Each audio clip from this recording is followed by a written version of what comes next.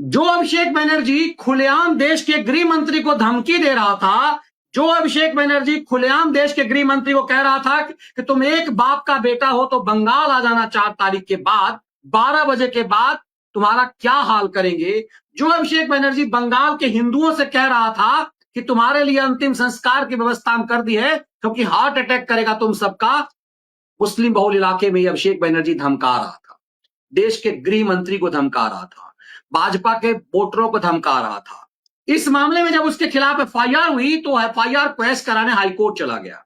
High court ने वो तमाम वीडियो सुनी, इसकी गुंडागर्दी के रिकॉर्ड देखे और उसके बाद हाईकोर्ट ने कहा कि तुम विदेश भागना मत, तुम्हारे खिलाफ गंभीर साक्ष्य हैं और तुम पार्टी का महासचिव होकर के तुमने देश के गृह मंत्री को धमकी दी, बंगाल की आम जनता को धमकी दी है।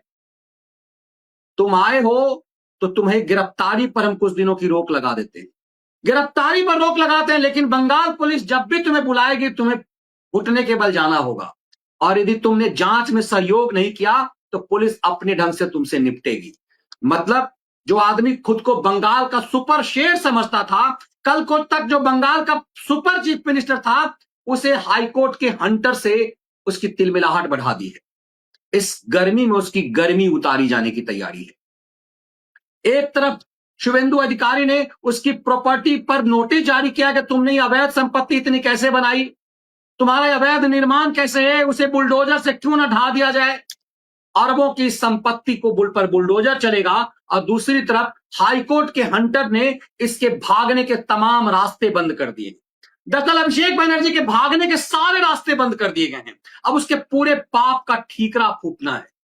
बंगाल की जनता को इस बात का इंतजार है कि बंगाल का सबसे बड़ा गुंडा कब गिरफ्तार होगा।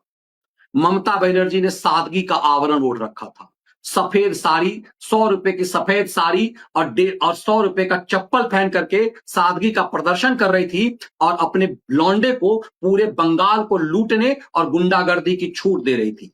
एक्सटॉर्शन, मनी लॉन्ड्रिंग और हफ्ता वसूली की छूट ममता ने दे रखी थी। बंगाल की जनता त्राहिमाम थी और वही जनता अब चाहती है इस अभिषेक बनर्जी को सलाखों के पीछे भेजा जाए, लेकिन शुभेंदु इतनी आसानी से भेजेंगे नहीं। इसके आंख से एक एक पैसे निकाले जाएंगे। हाईकोर्ट के आदेश ने बंगाल की में उम्मीद जगाई है कि ऐसे गुंडे माफिया बंगाल छोड़कर और देश छोड़कर भागने नहीं पाए। आने वाले दिनों में क्या कुछ होता है देखना दिलचस्प होगा।